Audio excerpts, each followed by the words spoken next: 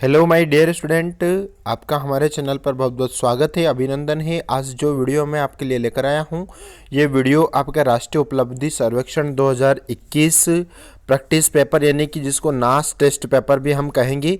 नास test paper का जो विषय गणित कक्षा 10वीं का फुल सॉल्यूशन आपको हम प्रोवाइड करवाने जा रहे हैं। तो यहाँ इसमें भी आपको 4 ऑप्शन से ऑब्जेक्टिव मिलेंगे और 1 से लगाकर तो 17 क्वेश्चन का सॉल्यूशन हम आप तक पहुँचाने का प्रयास कर रहे हैं। बट इससे पहले हम आपको कहना चाहेंगे कि यदि आपने बाकी के जितने भी सारे सब्जेक्ट यानी कि 5 सब्जेक्ट के फुल सॉल्यूशन आपको हमारे चैनल पर मिल जाएंगे। तो यदि आपने वो नहीं देखा है तो प्लीज़ आप उसे भी देखें। तो हाल ही में आपका ये जो तीसरा सेट यानी कि तीसरा टेस्ट पेपर आपका 25 यानी कि कल से और या फिर 28 तारीख से आपका तीसरा सेट विद्यालय में प्रारंभ होने जा रहा है। आप इन क्वेश्चनों के आंसरों को कॉपी या नोटबुक में फटाफट नोट करते जाइएगा और आगे बढ़ते जाइएगा, ठीक है। तो यहाँ पर देखते हैं हमारा पहला क्वेश्चन से आपका निम्नलिखित में से कौन सी संख्या 0.05 के निकटतम है। यानी कि यहाँ पर हमारे 4 ऑप्शंस मिलेंगे, इसका हमें सही आंसर बताना है बच्चों। तो आपका जो राइट आंसर बनेगा वो राइट आंसर आपका सी ऑप्शन आपका करेक्ट हो जाएगा, ठीक है। 0.0499 ये आपका आंसर है प्रश्न क्रमांक 1 का। आइए देखते हैं प्रश्न क्रमांक 2। प्रश्न क्रमांक 2 नीचे दिखाई गई आकृति का क्षेत्रफल क्या है। नीचे एक आकृति दी गई है, इस आकृति को देखकर हमें अनुमान लगाना है, पता लगाना है कि इस आकृति का क्षेत्रफल क्या होना चाहिए या क्या है। तो यहाँ पर प्रश्न क्रमांक 2 यदि देखेंगे तो इस आकृति का पूरा क्षेत्रफल बन जाएगा बच्चों यहाँ पर 47 सेंटीमीटर, ठीक है। यानी कि बी ऑप्शन आपका करेक्ट है। नंबर 3 यदि देखेंगे, यदि 99 त्रिकोण 99 के से बड़ा एक पूर्णांक हो तो निम्नलिखित में से किस व्यंजक का मान सबसे अधिक है। यानी कि प्रश्न क्रमांक 3 हम सेट नंबर 3 सोल्व कर रहे हैं। विषय गणित का नास टेस्ट पेपर का सॉल्यूशन आप तक हम पहुंचाने का प्रयास कर रहे हैं। प्रश्न क्रमांक 3 का यदि आंसर यदि देखेंगे तो उसका राइट आंसर बन जाएगा ए ऑप्शन आपका करेक्ट हो जाएगा, ठीक है। नंबर 4 देखेंगे, इनमें से किस संख्या युग्म के बीच एक परिमेय संख्या मिल सकती है। यानी कि अपने को एक परिमेय संख्या इस संख्या युग्म के बीच में अपने को बताना है। यानी कि प्रश्न क्रमांक 4 तो जितने भी सारे ऑप्शन है यानी कि आपके तीनों ऑप्शन करेक्ट है, यानी कि डी ऑप्शन आपका राइट हो जाएगा क्योंकि ये सभी में है, ठीक है। यानी कि हमारा डी ऑप्शन राइट हो जाएगा। प्रश्न क्रमांक 5 देखें, दिखाए गए चित्र में PQRS एक समांतर चतुर्भुज और RSTU एक समान चतुर्भुज है। तो angle QPS is equal to 6 degree और angle RTU is equal to 37 degree है। तो यहाँ पर अपने को LPSO का मान कितना है ये अपने को बताना है। यानी कि प्रश्न नंबर 5 तो इसका जो मान बन जाएगा वो मान बनेगा आपका 40 डिग्री। क्या बनेगा 40 डिग्री, यानी कि बी ऑप्शन करेक्ट है। नंबर 6 देखेंगे, 4x² plus y² plus xy को पूर्ण वर्ग बनाने के लिए क्या करना पड़ेगा, ठीक है। तो क्या करना पड़ेगा, यानी कि अपने को यदि पूर्ण वर्ग यदि बनाएंगे तो हमें करना पड़ेगा कि यहाँ पर 3xy को जोड़ना पड़ेगा। क्या जोड़ना पड़ेगा, 3xy को जोड़ना पड़ेगा, यानी कि हमारा बी ऑप्शन करेक्ट हो जाएगा। नंबर 7 देखेंगे, नंबर 7 जो है निम्न में से कौन सा एक विकल्प लगभग 30% है। यानी कि एक विकल्प 30% होना चाहिए। हाँ, संकेत आपको वास्तव में गणना करने की आवश्यकता नहीं है, परिणाम का अनुमान लगाएं। यानी कि प्रश्न क्रमांक जो 7 है उसका राइट आंसर बन जाएगा, यानी कि 205 सेंटीमीटर में 62 सेंटीमीटर, ये हमारा डी ऑप्शन करेक्ट है।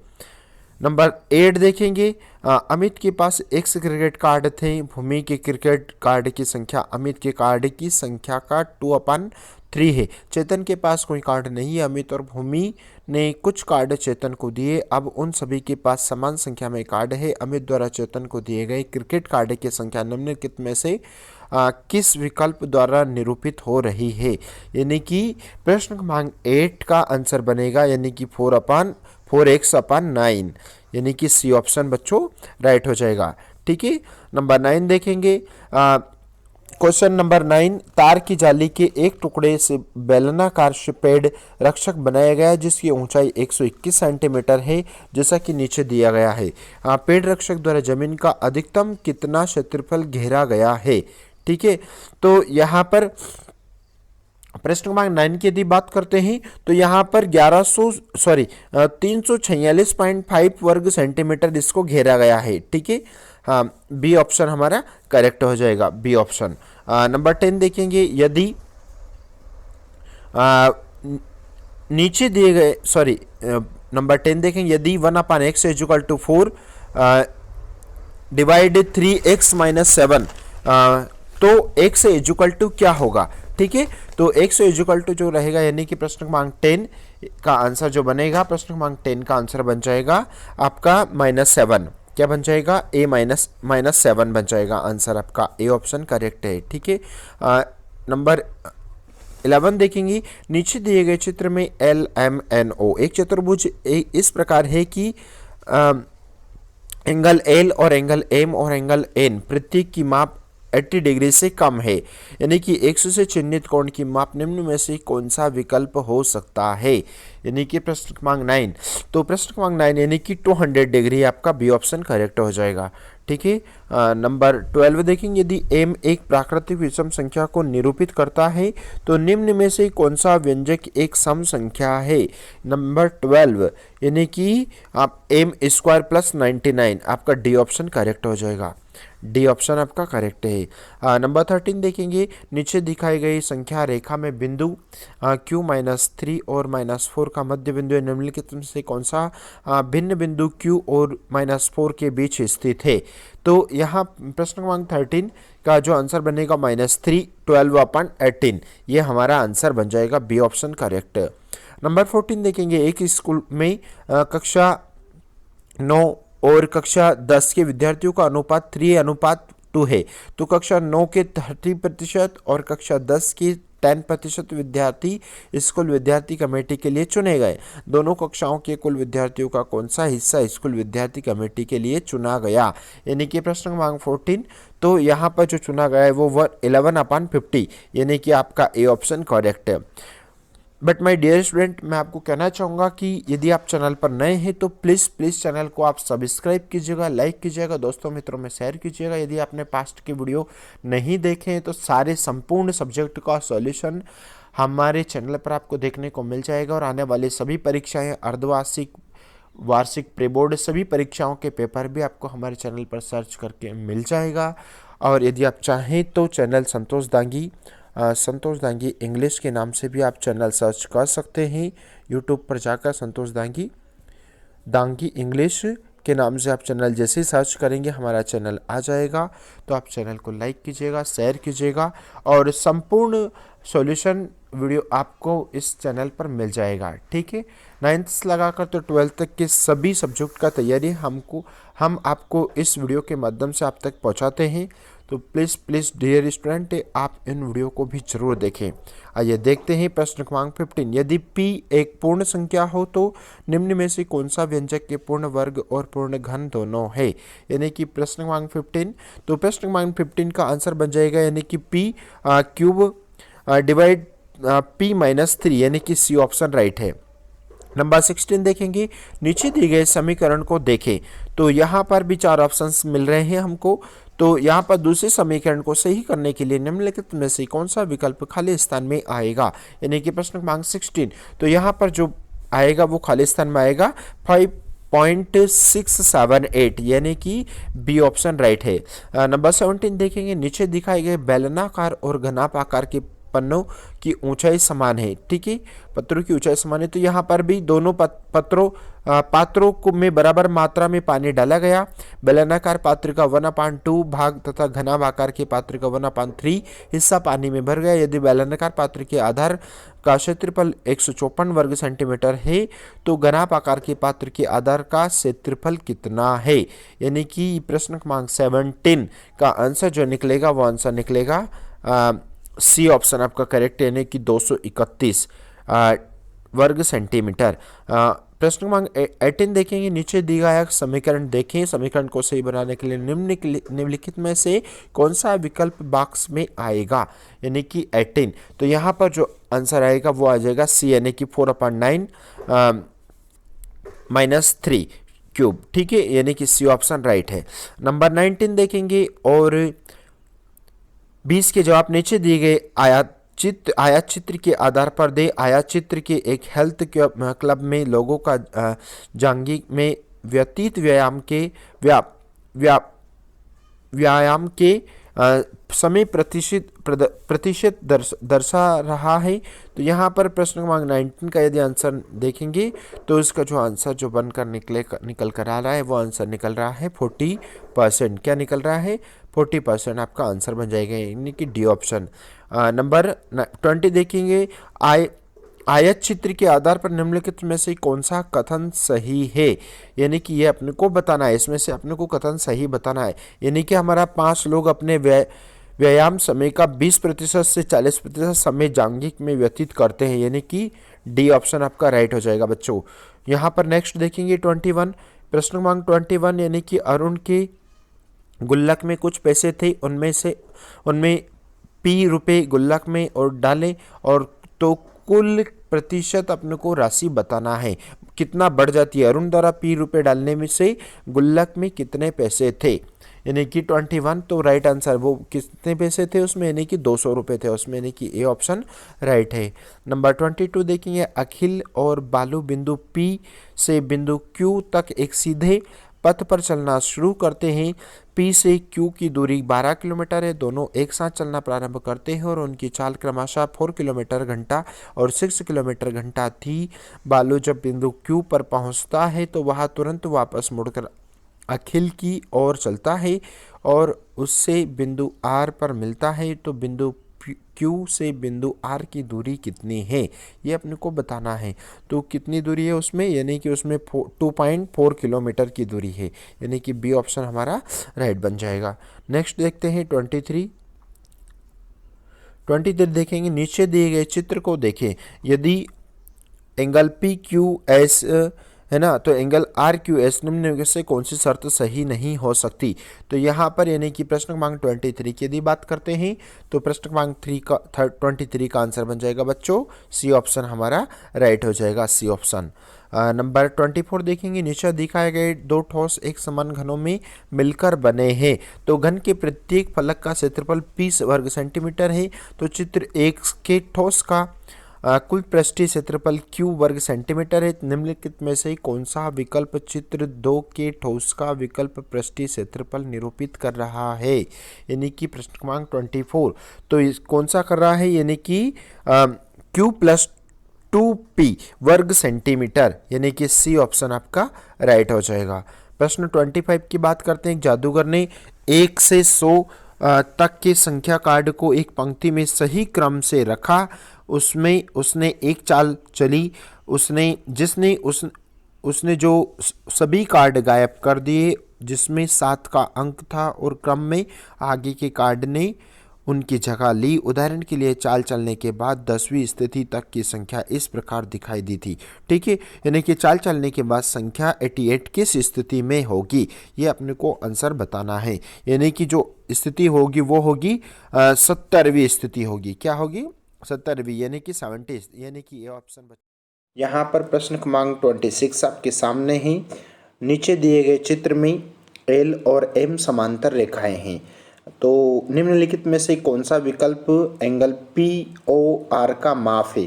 तो यहाँ पर 4 ऑप्शंस हमारे सामने हैं बच्चों। आप फटाफट से कॉपी नोटबुक निकाल लीजिए और उसमें आंसर नोट करते जाइएगा, क्योंकि डेफिनेटली प्रत्येक स्कूल में, MP के सारे स्कूलों में इन लास्ट पेपर को सॉल्व करवाया जाएगा। इस हेतु हम अब तक ये वीडियो पहुंचा रहे हैं। ठीक है, तो यहाँ पर प्रश्न क्रमांक 26 का यदि आंसर बनेगा तो आंसर बनेगा आपका 1 ऑप्शन, यानी कि A option 118 degree Celsius right हो जाएगा बच्चों। नेक्स्ट देखते हैं नंबर 27।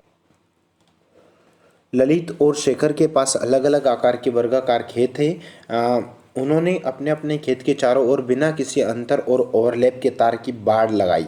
ललित ने तार के 8 बंडल उपयोग किए। प्रत्येक बंडल में तार की लंबाई 20 मीटर थी। इसके लिए उसने कुल 800 रुपये खर्च किए। शेखर ने कुछ अन्य बंडल उपयोग किए। प्रत्येक बंडल में तार की लंबाई 30 मीटर थी। उसने कुल 300 रुपये खर्च किए। दोनों ने प्रति मीटर तार के लिए समान पैसे चुकाए, दोनों के खेतों की भुजाओं की लंबाई का अंतर कितना है, ये अपने को बताना है। प्रश्न क्रमांक 27। तो जो अंतर आ जाएगा बच्चों, वो अंतर आ जाएगा यानी कि 25 मीटर का अंतर, यानी कि बी ऑप्शन हमारा राइट हो जाएगा। नंबर 28 देखेंगे। दीपक और संतोष ने एक ही मॉडल का मोबाइल फ़ोन अलग अलग दुकानों से खरीदा। उन्होंने एक ही चिन्हित मूल्य पर अलग अलग छूट के साथ फ़ोन खरीदे। दीपक ने छूट से 640 रुपये बचाए। संतोष को दीपक से 2% अधिक छूट मिली और उसने 800 रुपये बचाए। दीपक को कितने प्रतिशत की छूट मिली थी, ये अपने को बताना है। 28 प्रश्न क्रमांक 28। तो जो दीपक को जो छूट मिली थी वो मिली थी 8%, यानी कि आपका ये ऑप्शन करेक्ट है। नंबर 29 देखिए। गणित, भौतिक शास्त्र और रसायन शास्त्र में सोना के औसत अंक 75 हैं। उसके गणित के पेपर में पुनः मूल्यांकन के पश्चात औसत बढ़कर 78.5 हो गया है। गणित में सोना के अंकों के बारे में पुनर्मूल्यांकन के पश्चात निम्न में से कौन सा निष्कर्ष निकाला जा सकता है, यानी कि प्रश्न क्रमांक 29। तो जो राइट आंसर निकलेगा वो निकलेगा यहाँ 10.5 बढ़ गया, यानी कि हमारा सी ऑप्शन राइट हो जाएगा। नंबर 30 देखेंगे। निम्न में से कौन सा व्यंजक 1/2 के बराबर है, तो ये अपने को बताना है 30। तो जो बराबर है वो कौन सा है, यानी कि पी स्क्वायर। आपका आंसर बन जाएगा डी ऑप्शन आपका करेक्ट है। P square plus 1 divide 2 P Q square plus 2, ठीक है, यानी कि 30 का आंसर। नंबर देखेंगे 31। विवेक ने 100 रुपये प्रति लीटर की दर से 5 लीटर संतरे का गाढ़ा द्रव खरीदा। संतरे का जूस बनाने के लिए उसने गाढ़े द्रव और पानी को 1/5 के अनुपात में मिलाया। उसने संतरे के जूस को 15 रुपये प्रति 250 मिलीलीटर की दर से बेचा। उसने अपना स्टॉल लगाने के लिए 700 रुपये खर्च किए और पानी के लिए भी पैसा खर्च नहीं किया। उसने अपने बनाए हुए जूस को बेचकर कितने प्रतिशत लाभ कमाया, ये अपने को बताना है, यानी कि प्रश्न क्रमांक 31। तो उसने जो कमाया है वो लाभ हो जाएगा, यानी कि 50% उसने कमाया, यानी कि हमारा बी ऑप्शन राइट है। नंबर देखते हैं नेक्स्ट 32। एक प्रतियोगिता में फुटबॉल की 4 टीमें पी, क्यू, आर और एस प्रतिस्पर्धा कर रही है। चयन चरण में प्रत्येक टीम के प्रत्येक अन्य टीम के साथ ही ठीक एक बार खेलती है। खेले जाने वाले प्रत्येक मैच में खेलने वाली टीमों को अंक इस प्रकार दिए जाते हैं। जीतने वाली टीम को 2 अंक मिलते हैं और हारने वाली टीम को ना तो कोई अंक मिलते हैं और न ही उनके अंक लिए जाते हैं। यदि मैच बराबरी पर खत्म होता है तो दोनों टीमों में 1-1 अंक मिलता है। तो चयन चरण के द्वारा होने के पश्चात 3 टीमों के अंक नीचे तालिका में दिखाए गए हैं, ठीक है, ये अपने को बताना है। यानी कि यहाँ पर प्रश्न क्रमांक 32 का आंसर यदि देखेंगे तो ये अपने को समझना है। यदि टीम क्यू द्वारा खेला गया कोई भी मैच बराबरी पर खत्म नहीं हुआ था तो टीम आर के अंक कितने थे, ये अपने को बताना है, यानी कि उसके अंक जो थे वो थे 5, यानी कि हमारा डी ऑप्शन करेक्ट हो जाएगा। नेक्स्ट वन देखेंगे, यानी कि 33। यदि टीम क्यू और टीम एस के बीच का मैच बराबरी पर खत्म हुआ तो टीम क्यू और टीम आर के बीच का मैच का परिणाम क्या था, तो उसका जो परिणाम तो वो था मैच बराबरी पर खत्म हुआ, यानी हमारा सी ऑप्शन राइट हो जाएगा। नेक्स्ट वन देखेंगे, यानी कि 34। मेघा और निखिल ने मोम की एक बेलनाकार मोमबत्ती बनाई। मेघा की मोमबत्ती के आकार, आधार की त्रिज्या और ऊंचाई क्रमशः आर और एच है। निखिल की मोमबत्ती का आयतन मेघा की मोमबत्ती के आयतन का एक चौड़ाई है। तो निम्नलिखित में से कौन सा विकल्प निखिल की मोमबत्ती की क्रमशः आधार की त्रिज्या और ऊंचाई हो सकते हैं, ये अपने को बताने की प्रश्न क्रमांक 34। तो जो उसकी बराबरी हो सकती है, वो ऊंचाई हो सकती है, वो है R/4 यानी बी ऑप्शन आपका करेक्ट हो जाएगा। ठीक है, नंबर 35 देखेंगे। 2 प्राकृत संख्याएं जी और एच इस प्रकार है कि जी एच को भाग देने पर 13 से फल बचता है। निम्नलिखित में से कौन सा विकल्प सदैव एच से विभाजित होता है, यानी कि प्रश्न क्रमांक 35 का आंसर यदि देखेंगे जी प्लस एच माइनस 1, यानी कि डी ऑप्शन करेक्ट है। नंबर 36 देखें, नीचे दिए गए पैटर्न देखें। यदि ये पैटर्न जारी रहे तो निम्नलिखित में कौन सा विकल्प पैटर्न का अगला चित्र होगा, यानी कि अपने को पैटर्न के अनुसार अगला चित्र बताना है कि कौन सा पैटर्न के अनुसार अगला चित्र होना चाहिए। तो जो पैटर्न है, यानी कि जो अगला जो रहेगा वो डी वाला ऑप्शन से रहेगा, हमारा डी ऑप्शन हमारा करेक्ट हो जाएगा। ठीक है, नेक्स्ट वन देखेंगे। नेक्स्ट वन है आपका 37। अकबर ने एक त्यौहार के लिए एक खंबे को अलग अलग रंगों में पेंट किया। खंबे की लंबाई w सेंटीमीटर थी। उसने खंबे की 1/3 लंबाई को लगभग रंग से और बची लंबाई के 5वें हिस्से को हरे रंग में पेंट किया। उसने 3 सेंटीमीटर की बची हुई लंबाई को सफ़ेद रंग में पेंट किया। निम्नलिखित में से कौन सा व्यंजक खंबे की लंबाई ज्ञात करने के लिए उपयोग किया जा सकता है, ये अपने को बताना है। प्रश्न क्रमांक 37। तो प्रश्न क्रमांक 37 का आंसर बन जाएगा बच्चों w minus w/3 minus 2w/15 equal to 3, यानी कि हमारा डी ऑप्शन करेक्ट हो जाएगा।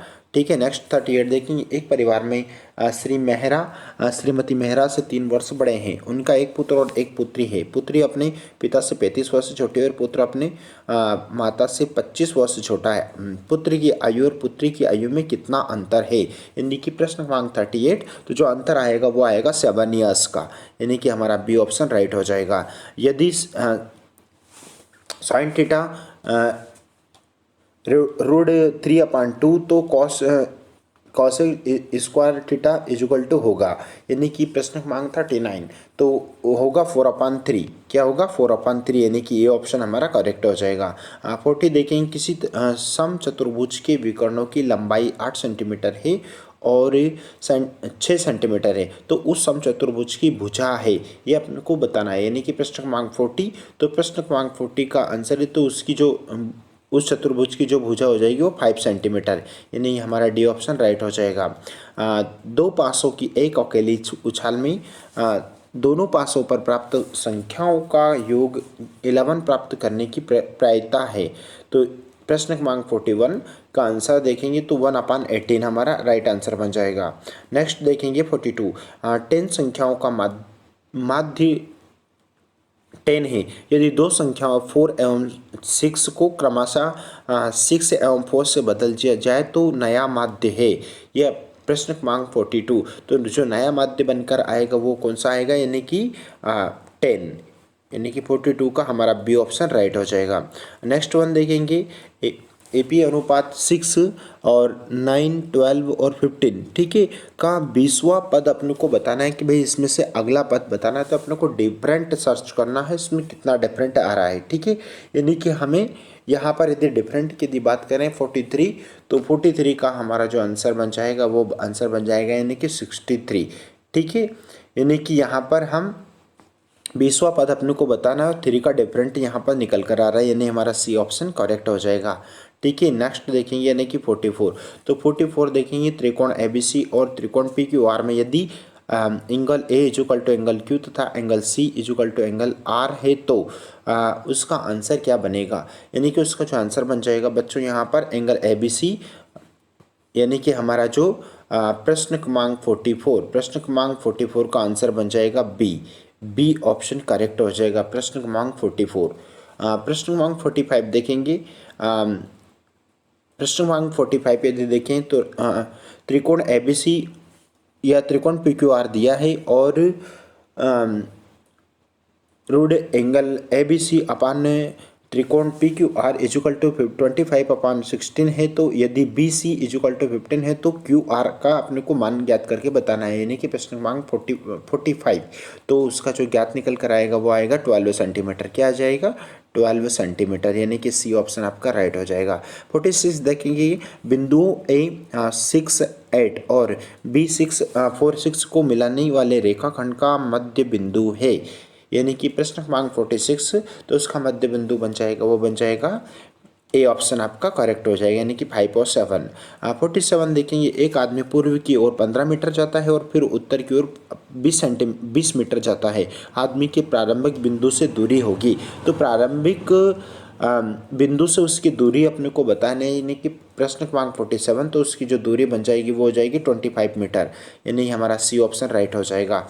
48 देखते हैं। किसी वृत्त के बाह्य बिंदु से खींची गई स्पर्श रेखाएं परस्पर होती है, यानी कि प्रश्न क्रमांक 48। तो जो बिंदु परस्पर रेखाएं परस्पर होती है तो ये अपने को बताना है 48। तो 48 का आंसर बन जाएगा यानी कि समान होती है, यानी कि सी ऑप्शन है आपका करेक्ट हो जाएगा। 49 देखते हैं, किसी त्रिभुज की तीनों मध्यिकाओं का संगामी बिंदु है, ये अपने को बताना है, यानी कि 49। प्रश्न क्रमांक 49 का आंसर निकल कर आ जाएगा बच्चों, आंसर निकल कर आ जाएगा, यानी कि केंद्र के ए ऑप्शन हमारा करेक्ट हो जाएगा। प्रश्न क्रमांक 50 देखते हैं, एक शंकु की तिर्यक ऊंचाई 13 सेंटीमीटर तथा त्रिज्या 5 सेंटीमीटर है, तो इसकी ऊंचाई होगी। एक शंकु की तिर्यक ऊंचाई तो 13 सेंटीमीटर है तथा उसकी त्रिज्या 5 सेंटीमीटर है, तो उसकी ऊंचाई होगी, तो उसकी क्या ऊंचाई होगी, यानी कि प्रश्न क्रमांक 50 यदि देखेंगे तो उसकी जो ऊंचाई हो जाएगी बच्चों, वो हो जाएगी 12 सेंटीमीटर, यानी हमारा यहाँ पर सी ऑप्शन करेक्ट हो जाएगा। क्वेश्चन क्रमांक 51 है आपका, निम्नलिखित में से कौन सी एक अपरिमेय संख्या है। अपने को इसमें से कोई एक अपरिमेय संख्या बताना है क्वेश्चन क्रमांक 51 में। तो इसमें से जो अपरिमेय संख्या जो रहेगी वो रहेगी आपकी डी ऑप्शन आपका करेक्ट हो जाएगा। नेक्स्ट नंबर 52, यदि a plus B plus C is equal to 0 है तो A cube plus B cube plus C cube is equal to होगा। तो ये आपने को बताना है कि यानी कि प्रश्न क्रमांक 52, तो प्रश्न क्रमांक 52 का आंसर बन जाएगा यानी कि सी ऑप्शन, यानी कि 3ABC। क्या बन जाएगा, 3ABC, ये आपका आंसर बन जाएगा। ठीक है, नेक्स्ट वन देखेंगे, यानी कि 53, एक्स अक्षर से बिंदु P 4-5 की लंबिक दूरी है, तो ये आपने को बताना है कि नहीं कि उसमें की लंबिक दूरी कितनी है। तो उसकी जो लंबिक जो दूरी हो जाएगी वो हो जाएगी ऑप्शन डी, यानी कि 5। क्या हो जाएगी, डी ऑप्शन आपका करेक्ट हो जाएगा। 54 देखेंगे, रेखिक समीकरण 3x + 4y = 8 का आलेख ग्राफ y अक्ष को निम्नलिखित में से किस बिंदु पर काटता है, यानी कि प्रश्न क्रमांक 54। ठीक है, तो प्रश्न क्रमांक 54 का राइट आंसर बनेगा बी ऑप्शन, यानी कि ये हमारा बी ऑप्शन करेक्ट हो जाएगा। ठीक है, नेक्स्ट वन देखेंगे, यानी कि 55, AP अनुपात 14 और 10, 6 और 2 के प्रथम 12 पदों का योग है, यानी कि उसका 12 पदों का योग क्या हो जाएगा, यानी कि हो जाएगा -96 हमारा आंसर बन जाएगा, ए ऑप्शन। नंबर 56 देखेंगे, AP अनुपात 3, 8, 13 या 18 का कौन सा पद 78 है, यानी कि प्रश्न क्रमांक 56। तो उसका जो राइट आंसर बन जाएगा वो बन जाएगा आपका 56 का राइट आंसर बन जाएगा, यानी कि अब बी ऑप्शन हमारा करेक्ट हो जाएगा, यानी कि 16वां पद। ठीक है, नेक्स्ट देखेंगे, किसी द्विघात समीकरण के मूल 2 और 4 है वह समीकरण है, यानी कि प्रश्न क्रमांक 57। तो वह जो समीकरण है वो समीकरण आपका x² - 6x + 8 = 0, यानी कि यहाँ पर डी ऑप्शन आपका करेक्ट हो जाएगा, डी। ठीक है, नेक्स्ट वन देखेंगे, यानी कि 58, यदि संख्याएं 3, 8 और x + 5 एक AP में है तो x का मान है, तो x का मान क्या हो जाएगा, तो x का मान जो हो जाएगा 8, यानी कि 8 x का मान हो जाएगा, बी ऑप्शन करेक्ट हो जाएगा। नंबर 59 देखेंगे, x = 2 + √3 हो तो x + 1/x होगा, यानी कि प्रश्न क्रमांक 59 तो होगा 4, ए ऑप्शन आपका करेक्ट हो जाएगा। नंबर 60 देखेंगे, AP 5, 7, 9, 11 का n वां पद होगा, यानी कि प्रश्न क्रमांक 60, तो उसका जो पद होगा वो हो जाएगा 2n + 3, B option correct. Number next देखेंगे 61, यदि किसी समांतर श्रेणी का n वां पद 7n + 5 हो तो उस समांतर श्रेणी का सार्वअंतर होगा, प्रश्न क्रमांक 61। तो उसका सार्वअंतर होगा वो होगा डी ऑप्शन आपका करेक्ट हो जाएगा, डी ऑप्शन। ठीक है, नंबर 62, शांत जल में एक नाव की चाल 6 किलोमीटर अवर्स यानी कि घंटा है, तो यह धारा के अनुकूल 2 घंटे में 17 किलोमीटर की दूरी तय करती है, तो धारा की चाल होगी, प्रश्न क्रमांक 62, यानी कि 2.5 किलोमीटर अवर्स, यानी कि हमारा ए ऑप्शन राइट बन जाएगा। नंबर 63 देखेंगे, द्विघात समीकरणों x square minus 7x plus 10 equal to 0 तथा x square minus 10x plus 16 equal to 0 का उभयनिष्ठ मूल है, यानी कि प्रश्न क्रमांक 63। तो उसका मूल हो जाएगा, वो हो जाएगा बी ऑप्शन यानी कि 2 आंसर हो जाएगा आपका, बी ऑप्शन करेक्ट है। नंबर 64 देखेंगे, निम्नलिखित में से असत्य कथन है, यानी कि इनमें से अपने को एक असत्य कथन बताना है। तो असत्य कथन है वो कौन सा है, यानी कि हमारा सभी समरूप आकृतियां सर्वगमस होती है, यानी कि हमारा बी ऑप्शन राइट हो जाएगा, बी। नंबर 65 देखेंगे, निम्नलिखित में से कौन सा मापक केंद्रीय प्रवृत्ति का मापक नहीं है, प्रश्न क्रमांक 65। तो उसका जो राइट आंसर बनेगा वो बनेगा आपका परिसर, यानी कि सी ऑप्शन आपका करेक्ट हो जाएगा। ठीक है, नेक्स्ट वन देखेंगे, यानी कि 66, यदि P और Q दो अभाज्य संख्याएं हो तो LCM P Q equal to होगा, यानी कि प्रश्न क्रमांक 66। तो राइट आंसर जो बनेगा वो बनेगा पी क्यू, यानी कि बी ऑप्शन आपका करेक्ट हो जाएगा, बी ऑप्शन। नंबर 67 देखेंगे, यदि 6 मीटर ऊंचे पेड़ की छाया 2√3 मिलीलीटर हो तो उस समय सूर्य का उन्नयन कोण होगा, प्रश्न क्रमांक 67।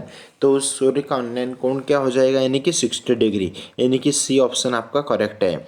यदि 68 देखेंगे, यदि समीकरण x square minus 4x plus P equal to 0 के मूल वास्तविक हो तो क्या होगा, तो हमारा 68 का जो आंसर है वो हो जाएगा आपका ए ऑप्शन आपका करेक्ट है, यानी कि ए ऑप्शन।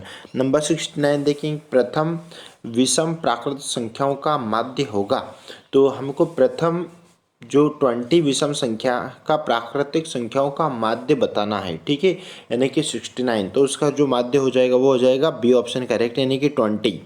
लास्ट क्वेश्चन देखते हैं हम, ये आज का प्रश्न क्रमांक 70। एक त्रिभुज जिसके शीर्ष 4 और 0 और 30 हेतु का परिमाप होगा, क्या होगा, यानी कि प्रश्न क्रमांक 17। तो उसका परिमाप होगा, वो होगा बच्चों यहाँ पर सी ऑप्शन आपका करेक्ट हो जाएगा, यानी कि 12, सी ऑप्शन करेक्ट। और हम आपको कहना चाहेंगे माय डियर स्टूडेंट, यदि आप चैनल पर नए हैं तो प्लीज़ आप चैनल को सब्सक्राइब कीजिएगा, लाइक कीजिएगा, दोस्तों मित्रों में शेयर कीजिएगा। और यदि आप किसी दूसरे सब्जेक्ट का भी यदि पीडीएफ चाहिए या कुछ भी ऐसी आवश्यकता लगती है A to Z, तो आप प्लीज़ कमेंट करके बताएं। और आने वाले बाकी के जितने भी सारे एग्ज़ाम्स हैं उन सभी अर्धवार्षिक परीक्षा, प्री बोर्ड परीक्षा, सभी का होल सॉल्यूशन आपको मिलेगा। Thank you so much.